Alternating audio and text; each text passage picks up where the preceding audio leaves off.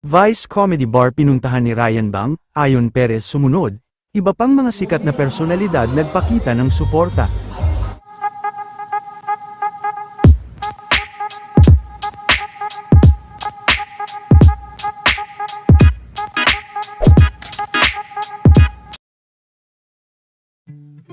Matapos ang successful soft opening ng comedy club ni Vice ganda kahapon, ay patuloy pa rin nga ang pagdating, at pagsuporta kay Vice ng kanyang mga kaibigan at mahal sa buhay.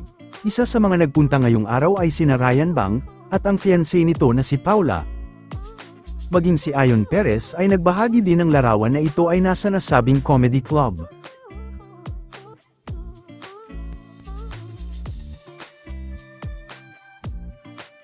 Ilan naman sa mga sikat na personalidad na bumisita kahapon, ay sina Chito Miranda at Neri, Miss Jackie Gonzaga, kaladkarin at partner nito, at maging ang pamilya ni Vice ay dumating din kahapon.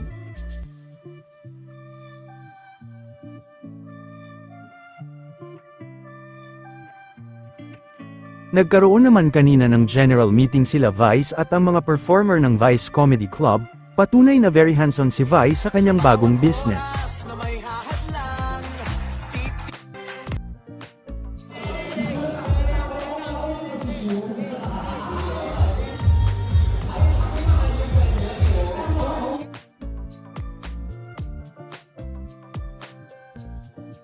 Samantala, hindi naman maitago ni Mr. Jong Hilario at partner nitong si Maia ang kanilang pagka-proud sa kauna-unahang dance recital ng anak nitong si Serena.